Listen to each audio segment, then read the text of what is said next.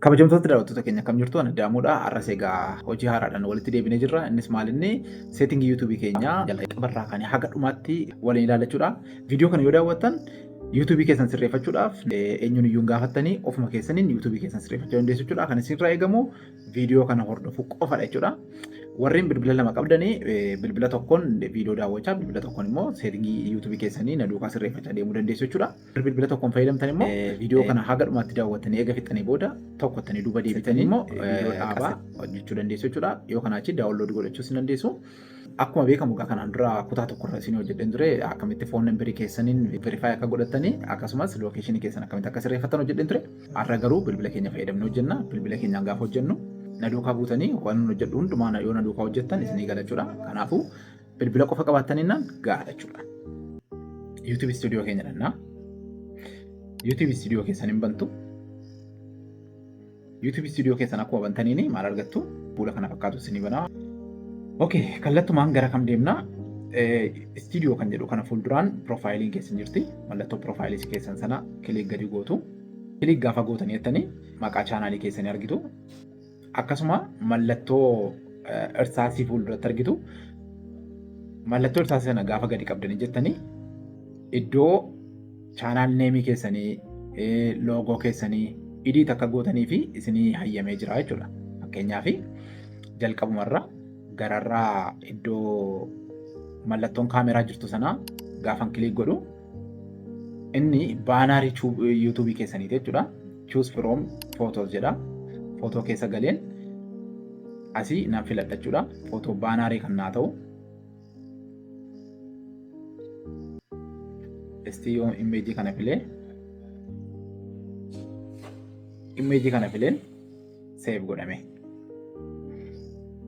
Argitanii gaafa isin abdeet gootanii imeejii koo seef naa godheera jechuudha addanatti iddoo kanatti.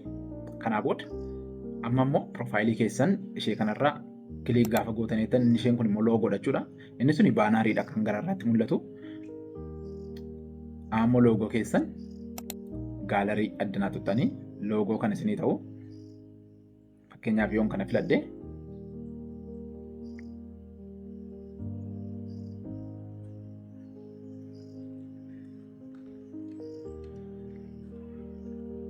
kunoo ammas isa abdeet godheera jechuudha.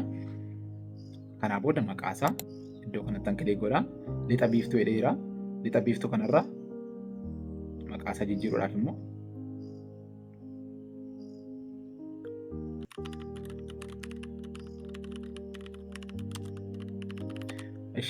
maqaa chaanaalii kanaa Western Star ittiin jijjiire. Garuu guyyaa 14 keessatti si'a 2 jijjiiruu qofa isinii hayyamachuudha. Gajjallaatti gara gadiitti gadi hiiqxanii maaltu jira? Username keessan handle bakka jedhu username keessanii kan YouTube irratti yeroo live namaa jala deemtan yookaan namni ittiin search isin gochuu kan danda'u username keessan kan yeroo live dha comment gaafa gootan kan ittiin argamtan jechuudha. Let play jedhee jiraan koo let play kanarraa jijjiireen Western Star.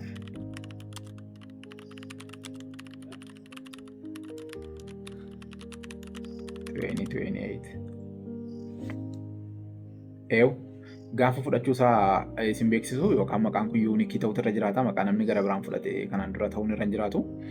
Gaafa akkas ta'u raayitii verifikeeshinii isinii fida fuulduratti. Garuu waan isin beekuu qabdan maqaan yuuzerneemiin keessanis torbee 2 keessatti al 2 duwwaa jijjiiramuutu irra jiraata. Seef jettuuni. Kanaa booda diskiripshinii jechuun profaayilii keessan jalatti namni kilik godhee kan argu diskiripshinii keessanii. Isaas iddoo kana irsaasii kana kilik gootanii chaanaaliin keessan waa'ee maalii irratti akka xiyyeeffatu, waa'ee maalii akka hojjetu diskiripshinii iddoo isinitti barreessitanidha. Boordii akka isinii ba'u kana al takka kilik gootaniiti. Maal barreessitu? Barsiisuuf.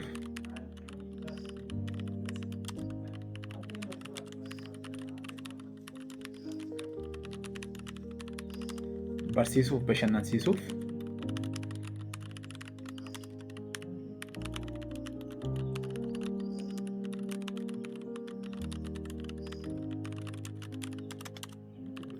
Ani waan chaanaalii koo irratti hojjetamutti barreesseera. Barsiisuuf, bashannansiisuuf kan fayyadu jedheedha. Isin agarsiisuuf waan ta'eef. Kanaa booda liinkii jedha. Liinkii gochuudhaafis gara gadii kanarra liinkii kan jedhu kan argattu. Liinkii kana ammas akkuma barree mallattoo irsaasii kana fuulduratti tuquudhaan aaddi kan jedhu kana kilik gootu. Aaddi kana fakkeenyaaf iddoo kanatti yoo Facebook peejii fiduu barbaaddanii Facebook jettu. Facebook jettaniiti URL isaa immoo isaa fidduu dhattanii Facebook keessan jala koppii gootanii fidduu jechuudha. Na ilaala. Facebook keessan keessa seentaniiti iddoo kana profaayilii keessan tuquudhaan sararri sadii fuuldura jirti. Ishee tuqaa sadii jechuudha. Ishee akkuma tuttaniin gara gadii kanarra gadooftanii koppii liinkii profaayil kan jedhu jira. Isa koppii gootaniiti bakka ammaa liinkii gochuudhaaf URL nu gaafatu YouTube keenya keessatti deebine taayitilii Facebook keenya already barreessineerra iddoo URL itti fidnee paste goona danjennaa danega jennee booda gararraa save kan jedhu jira. Ammas liinkii gara biraa fiduudhaaf fakkeenyaaf Telegram chaanalis fiduudhaaf kun Facebook peejiidha. Telegram chaanaliidhaafis iddoo kanatti barreessinee taayitilii isaa Telegram jennaani. Telegram jenna. Kanaa booda iddoo URL kanatti akkuma ammaa dhannee Telegramii keenya finna jechuudha. Telegramii keessan kilik gootu akkuma kilik gootaniin chaanalii keessan dhattanii chaanalii dhuunfaa keessanii qabaachuu jira. Profaayilii keessan ammas asii profaayilii keessan tuqtu chaanal seetingii kan jedhu jira. Chaanal seetingii kana akkuma kilik gootaniin gara gadii kanarra invite linkii kan jedhu jira. Linkii kana kilik gootaniiti koppii isiniin jedha linkii isinii kenneeti koppii isiniin jedha. Isa koppii gootu deebitanii ammas iddoo URL isin gaafatu kanatti URL keessan fiddanii paste gootu jechuudha. Danega jettanii booda gararraa ammas save jira jechuudha. Linkii lama YouTube kana jala keenya irraa jechuudha. YouTube kana jala keenya irraa kana chee gochuu barbaaddanii gara YouTube keessanii dhaqaatii YouTube studio keessaa ba'aatii YouTube gara dhaqaatii haala kanaan YouTube keessan jala gaafa dhattanii view channel kan jedhu kana kilik gootanii kanaa booda more bakka jedhu kana gaafa tuqxanii akkuma argaa jirtan liinkiin lama jala taa'eera jechuudha. Facebookidhaa fi Telegramii fakkeenyaaf Telegramii yoo asuma kilik godhe namni Telegramii kilik godhu kallattumaan bilbila isaarra gara chaanalii keessan kanatti isin fuudhee sokkaa jechuudha. Akkasuma kan Facebookii sanaallee yoo Facebookii kilik asuma godhe ganawutu Facebookii dhaqee keessa isin barbaadin asuma Facebookii keessan peejii keessan dhaqee join godhaa jechuudha. Kana fakkaata. Home tab kilik gootu warra kana onii gootu nama kamittiyyuu akka argamuu fi home tabiin keessanii daawwattoota keessanitti akka argamuuf jechuudha.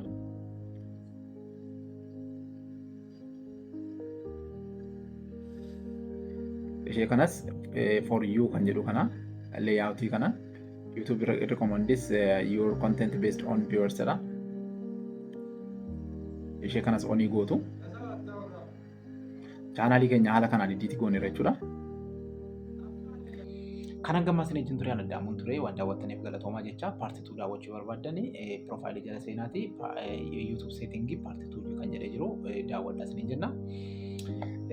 Kutaan itti aanu kutaa baay'ee murteessaa fi barbaachisaa ta'anii innis immoo Google akkaawuntii keenya akkamitti sirreessina kan jedhudha. Kanaafuu wajjin daawwannaa jechuudha.